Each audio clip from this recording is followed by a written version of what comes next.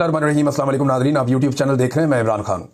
आपने गौर किया कि मिलिट्री एस्टेब्लिशमेंट को हमेशा सियासतदान क्यों बुरे लगते हैं? सियासतदान भी बुरे लगते हैं और वो सहाफ़ी भी बुरे लगते हैं जो सवाल उठाते हैं।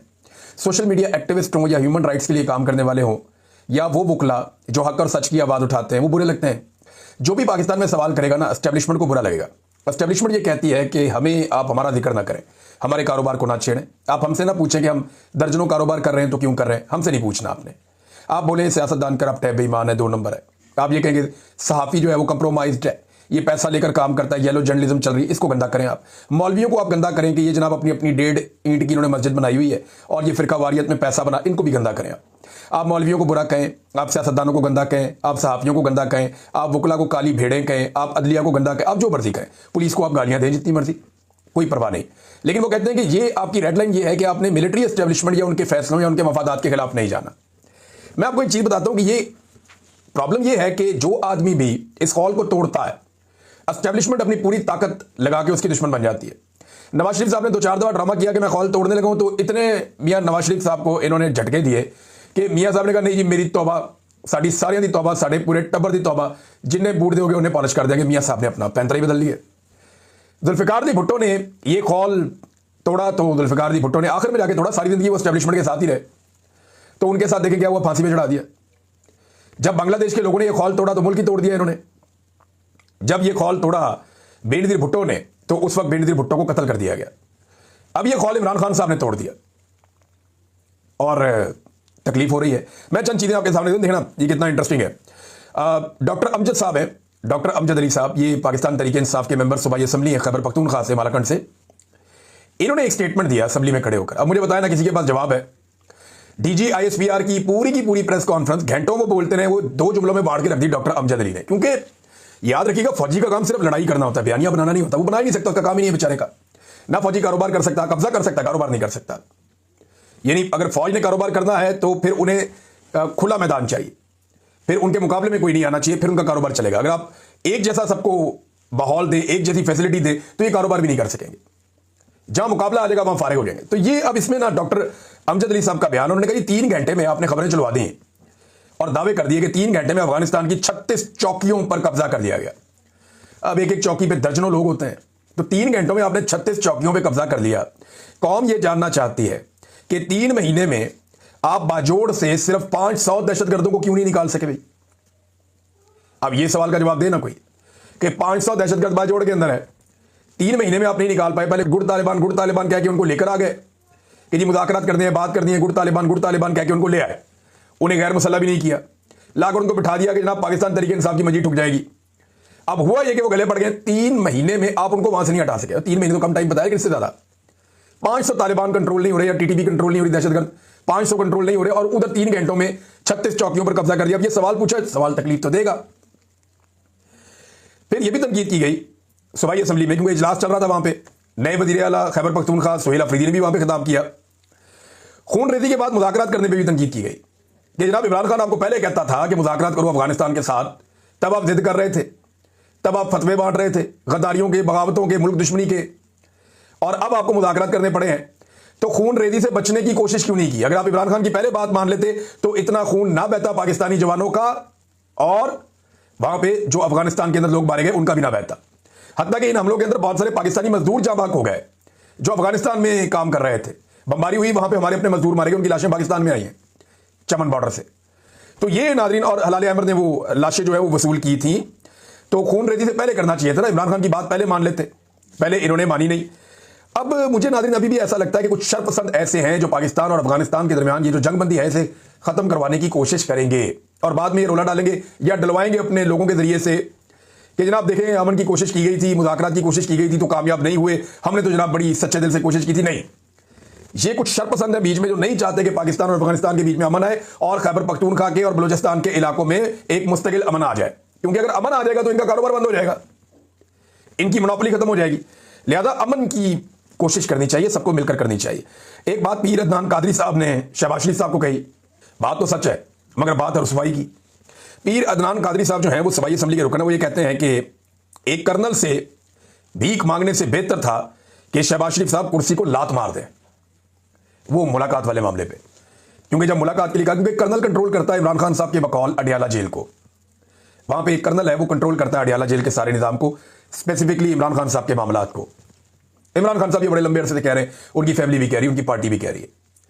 तो अब वो एमपीए ये कहता है कि शहबाज शरीफ साहब आपसे कहा हमारे वजीर आला ने कि इमरान खान से मुलाकात करवाई, मैंने काबीना बनानी है, मैंने काम करना है, मैं कैसे आ जाऊं, मुझे पहले इमरान खान से रहनुमाई लेनी पड़ेगी, मैंडेट उसका है। तो आपने कहा कि मैं पूछ के बताता हूं। अगर आपने कर्नल से ही पूछ के बताना था, तो अगर आपने कर्नल से भीख मांगनी है तो इससे बेहतर है कि आप कुर्सी को लात मार दे। लेकिन पीर अदनान कादरी साहब, गैरत बड़ी चीज होती है और इसको मारना बड़ा मुश्किल होता है। अब शहबाज शरीफ साहब कभी ऐसा नहीं कर सकेंगे। जिस लेवल पे वो पहुंच गए हैं, वो आलमी सतह की उन्होंने रुसवाई समेटी है पाकिस्तान के लिए। पाकिस्तान की तारीख का सबसे बड़ा जोकर वजीर आजम इन्होंने बनाकर दिया, जिसने ऐसी मदह सराई की डोनाल्ड ट्रंप की कि अमरीकी हैरान हो गए। जिस बंदे पे अमेरिकन एहतजाज कर रहे हैं लाखों की तादाद में निकलकर, रोला पड़ा हुआ है पूरे अमेरिका के अंदर, पूरी दुनिया में लोग कह रहे हैं यार ये क्या हो रहा है। और दुनिया भर का मीडिया हैरान, दुनिया भर के जो समझदार अकलमंद लोग हैं वो सारे हैरान कि यार इस लेवल की खुशामद तो कोई नहीं करता, इस लेवल पे तो कोई नहीं गिरता। देखो अरबों का तो अपना तरीका ना, किसी ने जहाज दे दिया, किसी ने सोना दे दिया, किसी ने बहुत बड़े बड़े तोहफे दे दिए, किसी ने इन्वेस्टमेंट दे दी और आदि रख लेते हैं, इसके बाद पैसे नहीं देने का, ये गेम चुक दो। तो जनाब शहबाज शरीफ साहब तो आलमी सतह के ऊपर ये पजीराई समेट चुके हैं। शू शाइन वाई इनका नाम जो है वो रखा गया है। तो अब आप इनसे तवक्को नहीं कर सकते पीर अदनान कादरी साहब, खातिर जमा रखें। नादरीन, एक अनाउंसमेंट खैबर पख्तूनख्वा हुकूमत की जानिब से, और ये बड़ी पॉजिटिव और अच्छी अनाउंसमेंट है, मैं आपके सामने रख देता हूं और इसके लिए हम शुक्रिया भी अदा करते हैं खैबर पख्तूनख्वा की हुकूमत का। उन्होंने शहीद अरशद शरीफ के नाम से एक यूनिवर्सिटी बनाने का ऐलान किया जर्नलिज्म पे। हम उम्मीद करते हैं कि पहले भी इस तरह के ऐलानात सिर्फ हुए लेकिन अमली इकदामात नहीं हुए, और अब हम उम्मीद करते हैं कि अमली इकदामात होंगे। सुहेल अफरीदी साहब की ज़ेर सदारत बाज़ाब्ता इजलास हुआ और 8 फरवरी इंतखाबात में अवामी मैंडेट के एहतराम के हवाले से भी उन्होंने एक बड़ा फैसला किया। उन्होंने कहा जो ब्यूरोक्रेट्स खड़े रहे और डट गए और उन्होंने नाइंसाफी नहीं की और हकीकी रिजल्ट्स जारी किए, उन्हें रिवॉर्ड किया जाएगा, उन्हें शाबाश मिलनी चाहिए। क्योंकि देखिए जितने भी खैबर पख्तूनख्वा में वो ब्यूरोक्रेट थे ना, उनको खुट्टे लाइन लगा दिया गया। एस्टेब्लिशमेंट ने धांधली की पूरी कोशिश की। खैबर पख्तूनख्वा में कई ब्यूरोक्रेट भी डट गए, देखिए इससे ज्यादा हम नहीं कर सकते, वन साइडेड वोट पड़ा है, क्या कर रहे हैं आप। जैसे वो एक डट गया था रावलपिंडी का कमिश्नर। तो थोड़ा चले पहले आपको ये खबर देने से पहले रावलपिंडी के कमिश्नर का मैंने कहा था आपको बताऊंगा, तो मैं आपको बता देता हूं, मेरे पास फर्स्ट हैंड इंफॉर्मेशन है। रावलपिंडी के कमिश्नर को सब पूछते हैं ना वो कहां है, वो कहां है, मैं बताता हूं कहां पे। रावलपिंडी का कमिश्नर रावलपिंडी में ही है। रावलपिंडी की एक सरकारी इमारत के अंदर है। उसके पास कोई टेलीफोन नहीं है, उसके पास दुनिया से राब्ते का कोई निज़ाम नहीं है। टेलीविज़न वो देख सकता है, अखबार वो पढ़ सकता है, उसकी फैमिली उसके पास मौजूद है और वो आज भी अपनी बात पर कायम है।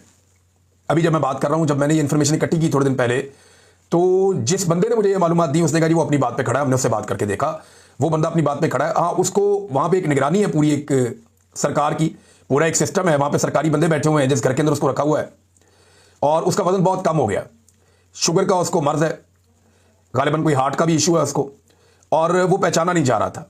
यानी जिस शख्स ने रावलपिंडी के कमिश्नर लियाकत चट्टा को देखा, उसने बताया कि जिस आदमी ने प्रेस कॉन्फ्रेंस की थी, अगर आप अब उसकी शक्ल देखें तो आप पहचानेंगे भी नहीं।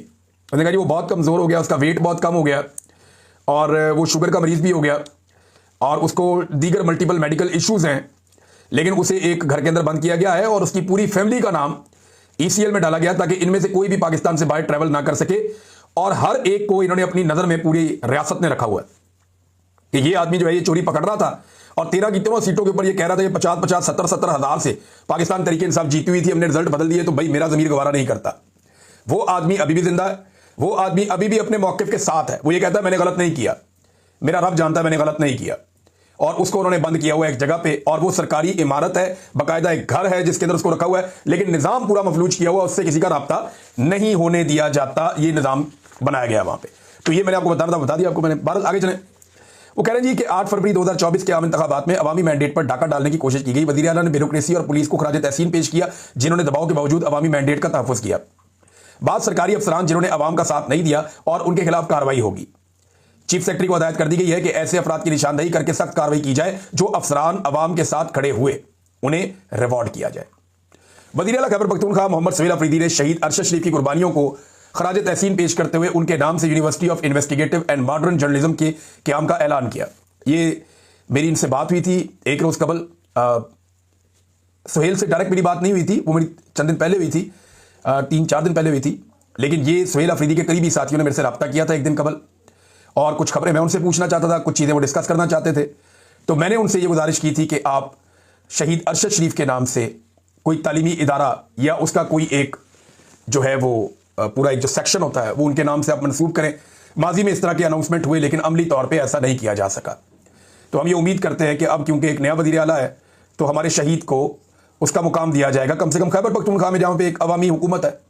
तो इस पर उन्होंने, जो मेरे दोस्त थे, उन्होंने वादा किया और अब सुहेल अफरीदी साहब ने ये अनाउंसमेंट की है, वो मुझे बड़ी खुशी है इस बात की। फिर उन्होंने कहा शफाफियत, मेरिट और करप्शन फ्री गवर्नेंस के हवाले से अहम इकदाम किए जाएंगे। करप्शन के खिलाफ जीरो टॉलरेंस पॉलिसी होगी, सख्ती से अमल दरामद किया जाएगा। मैं रवायती अंदाज में काम करने नहीं आया, हकीकी तब्दीली लानी है ताकि अवाम को एहसास हो कि उनका वोट ज़ाया नहीं हुआ। सियासी आज़ादी होगी खैबर पख्तूनख्वा में और आईनी हुकूक के हवाले से अहम इकदाम उन्होंने किए। सूबे में 3 MPO के तहत किसी सियासी कारकुन को गिरफ्तार नहीं किया जाएगा, चाहे वो PTM का है, चाहे फजलुर रहमान का है, चाहे ANP का है, चाहे किसी भी जमात का है। 3 MPO के तहत किसी को भी सूबे में गिरफ्तार नहीं किया जाएगा। आज़ादी इज़हार राय हर शहरी का बुनियादी आईनी हक है। सियासी FIRs के तहत किसी सियासी कारकुन को या सहाफ़ी को किसी को हरासा नहीं किया जाएगा, गिरफ्तार नहीं किया जाएगा। सूबे के मखसूस सियासी कल्चर को बरकरार रखा जाएगा। ये जनाब सुहेल अफरीदी ने अनाउंसमेंट की है। तो हमारी तरफ से तो बहुत शुक्रिया जी। शहीद अरशद शरीफ की बरसी आ रही है 23 अक्टूबर को। इस हवाले से हमने यहाँ बरतानिया में एक प्रोग्राम किया, सुना कुछ और प्रोग्राम भी होने जा रहे हैं। और इसके अलावा ये जो खैबर पख्तूनख्वा की हुकूमत ने कदम उठाया, सोशल मीडिया पे अगर आप आज खोलें और देखें तो हर तरफ शहीद अरशद शरीफ नजर आता है। क्योंकि देखिए उसे कत्ल करने वाले ये जानते हैं कि एक दिन वो कानून के कटहरे में आ जाएंगे। वो जो मर्जी कर लें, जितनी मर्जी जाली इंक्वायरियां करवा लें, जितनी मर्जी फाइलें बंद करवा लें, एक दिन ये कुर्सी उनके साथ नहीं रहेगी। लेकिन हम लोग यहाँ पाकिस्तानी मौजूद रहेंगे और पाकिस्तानी अपने इस शहीद का हिसाब लेंगे और ये हिसाब देना पड़ेगा। ऐसा नहीं है कि ये बच जाएंगे। नाज़रीन, पाकिस्तान और अफगानिस्तान की जो जंगबंदी हुई है ना, इसमें एक चीज हमें अपने ध्यान में रखनी पड़ेगी कि चाइना ने दोनों मुल्कों पे इन्वेस्ट किया हुआ है। 50-60 अरब डॉलर चाइना ने पाकिस्तान पे लगाया हुआ है। एग्जैक्ट फिगर मैं निकालूंगा किसी टाइम। और अफगानिस्तान के ऊपर भी चाइना ने टिका के इन्वेस्टमेंट की हुई है। अब दोनों मुल्कों पे चाइना ने पैसा लगाया हुआ है तो वो क्यों चाहेगा कि ये दोनों मुल्क आपस में लड़के इंफ्रास्ट्रक्चर को तबाह करें। सबसे बड़ा प्रॉब्लम जो है ना वो इस रीजन का जायंट चाइना है। तो चाइना का प्रॉब्लम ये है कि हमने तो पाकिस्तान पे पैसा लगाया हुआ है, हमने अफगानिस्तान पे भी पैसा लगाया हुआ है। हम तो यहां से ट्रेड करना चाहते हैं, तिजारत करना चाहते हैं। ये एक दूसरे से अगर दुश्मनी पैदा करेंगे तो ट्रेड कैसे होगी? यानी चाइना तो यहां से गुजर जाएगा लेकिन माहौल वो नहीं होगा ना तिजारत वाला, और दीगर मसाइल पैदा हो जाएंगे। तो चाइना को बड़ी तशवीश थी। अब चाइना राजी है कि इनके दरमियान एक सीज फायर हो गई है और ये सीज फायर बरकरार रहे उतना ही अच्छा है। आर्मी चीफ की एक्सटेंशन के दिन जैसे जैसे करीब आ रहे हैं नाजरीन, सब उसमें से अपना हिस्सा निकालना चाहते हैं। बहुत सारे ड्रामे पाकिस्तान में शुरू हो गए। पहला ड्रामा आपने फजलुर रहमान साहब का देखा, फिर आपने देखा कि एमएल वली खान ने बड़े सख्त अल्फाज बोले लेकिन उसके बाद फिर उन्होंने माजरत कर ली। फिर ANP है, MQM है, पीपल्स पार्टी है, आजकल सारे अपना अपना प्रेशर डाल रहे हैं। पीपल्स पार्टी ने 1 महीने का टाइम दिया, यानी 20 नवंबर तक का, क्योंकि 29 नवंबर को 28 नवंबर को जाके अनाउंसमेंट और 29 नवंबर को ये कंटिन्यू करेंगे आर्मी चीफ आसिम मुनीर साहब। लिहाजा पीपल्स पार्टी ने भी अपना मार्जिन रखा। तो सब इसमें से ज्यादा कमाना चाहते हैं। देखिए इतनी बड़ी कमाई होती है, एक्सटेंशन मिल जाए किसी आदमी को तो मुल्क अगले टर्न्योर के लिए उस आदमी की मुट्ठी में आ जाता है। पूरा मुल्क वो स्याह और सफेद का मालिक बन जाता है। वो जो चाहता है वो करता है। ये कारोबार बंद कर दो, ये वाला चला दो, जो चाहता है इस मुल्क से ताल्लुकात बना लो, इससे बिगाड़ दो, जो चाहता है वो। ये वजीर आजम वगैरह सदर पाकिस्तान सारी कठपुतलियां हैं। ये लटरम पटरम होते हैं पाकिस्तान में फिलहाल। जो आदमी खड़े होने की कोशिश करता है उसका इमरान खान जैसा हाल करती है पाकिस्तान की मिलिट्री एस्टेब्लिशमेंट। लेकिन पहली दफा इनको टक्कर के लोग मिले, ये भी हम देख रहे हैं। अच्छा, अब इसमें जो है ना वो सारे अपना अपना हिस्सा निकालना चाहते हैं और अपना अपना जोर लगा रहे हैं। लेकिन जो भी काम ये करते हैं काम उल्टा हो जाता है। मौजूदा हुक्मरानों की मैं बात कर रहा हूं। देखिए इन्होंने कितना क्रेडिट लिया। जब आप क्रेडिट लेते हैं किसी चीज का तो उसमें जो खराबी पैदा होती है उसकी जिम्मेदारी भी फिर आपको लेनी होती है। यानी कोई काम हो रहा है तो आप कह रहे हैं जी बहुत अच्छा हो रहा है, ये मैंने किया है, और जैसे ही उसके अंदर खराबी पैदा हो जाए तो आप चुप करके नहीं बैठ सकते। फिर आपको ये भी कहना पड़ता है कि ये बुरा हुआ, मैं इसकी जिम्मेदारी लेता हूं। तो अब शहबाज शरीफ को और फील्ड मार्शल को, जिन्होंने इसका बहुत क्रेडिट पाकिस्तान में लिया और सबको कहा कि ये क्रेडिट हमें दें, और डोनाल्ड ट्रंप की तारीफें भी की कि जनाब गजा में जंगबंदी करवाई है, अब वो जिम्मेदारी भी लें जो इस वक्त कत्लेआम गजा में हो रहा है। यानी जो इतलात आ रही है उसमें 300 से ज्यादा फलस्तीनियों को जंगबंदी के बाद से अब तक निशाना बनाया है इसराइल ने, और लगभग 80 मरतबा हमले किए गए हैं, जिनमें 20 मुकामात पर फिदाई हमले किए गए हैं, यानी हवा से मिसाइल दागे गए। ये इस वक्त गाजा में हो रहा है। जो इमदादी सरगर्मियां चंद घंटों के लिए शुरू हुई थी या चंद दिनों के लिए कि जनाब तमाम जो इसराइली हैं जिनको कैद किया था हमास ने वो वापस मिल जाएं, लाशें वापस मिल जाएं, तो जब तक वो मिल रही थी तब तक इमदाद खुली हुई थी। साथ ही इमदाद बंद कर दी और उन्होंने स्टेटमेंट भी दे दिया कि अब गाजा को फिर जहन्नुम बना देना चाहिए, उनके वजीर ने कहा। तो अब इसकी जिम्मेदारी भी कबूल करें ना पाकिस्तान के वजीर आजम, पाकिस्तान के फील्ड मार्शल, ये सब लोग जो कह रहे थे कि बिगिनिंग से यानी शुरू से हम ट्रंप के साथ हैं, अब इसकी जिम्मेदारी भी कबूल करें। दूसरा, डोनाल्ड ट्रंप से जब यह सवाल किया गया और उससे पूछा गया, जर्नलिस्ट ने पूछा कि जनाब गजा में बमबारी हो रही है, वहां पे देखो कहां बमबारी हो रही है, गजा में बमबारी हो रही है, लास्ट नाइट भी हुई है, अभी हो रही है। तो जब ट्रंप को हकायक बताया तो ट्रंप ने इसका जवाब नहीं दिया, उसने कहा जी इसके ऊपर हम देख रहे हैं, फिर बाद में बात करेंगे। अभी कोई जवाब था नहीं, उसने खुद लाइल्मी का इजहार किया, लेकिन आप चीज़ों में पर्दा तो नहीं रह सकता, अब रिस्पॉन्सिबिलिटी लेनी पड़ेगी। नाज़रीन, हमारे दोस्त हैं पाकिस्तान में, अमीर अब्बास साहब, आप सब उन्हें जानते हैं, बड़े अच्छे जर्नलिस्ट हैं, मैंने उनके साथ काम किया काफ़ी अर्सा। वो बहुत बहादुर आदमी और बहुत उसूल पसंद आदमी है। यानी अमीर अब्बास उन चंद लोगों में से एक है जो नताइज की परवाह किए बगैर मैदान में आता है। तो अमीर अब्बास साहब को एक मरतबा फिर, ये पहली दफ़ा नहीं है, पहले कई दफ़ा उनके साथ ये हुआ, एक मरतबा फिर अमीर अब्बास साहब को नौकरी से फारिग कर दिया गया। ये बहुत मजबूत असाब का मालिक है, ये भी इनसे नहीं टूटेगा। और मजे की बात यह है कि कई लोगों को जब नौकरियों से फारिग किया जाता है तो वो खामोश रहते हैं और अपने वक्त का इंतजार करते हैं। हर एक की अपनी स्ट्रेटजी होती है ना। ये अमीर अब्बास वो भी नहीं है, ये चुप करके नहीं बैठेगा, ना ये अपनी बारी का इंतजार करेगा। ये मुज़ाहमत में बिलीव करने वाला आदमी है, जितना मैं अमीर अब्बास को जानता हूं। तो अमीर अब्बास को एक मरतबा फिर फारिग करके इन्होंने एक और अपने पांव पे कुल्हाड़ा मारा है, हमारे एक और साथी को इन्होंने निशाना बनाया है, और यह सिलसिला बड़े लंबे अरसे से जारी है। लेकिन एक दिन आएगा ये भुगतेंगे। नाज़रीन, जो 26वीं आईनी तरमीम का केस चल रहा है ना आईनी अदालत में, वो बड़ा दिलचस्प रुख इख्तियार कर रहा है।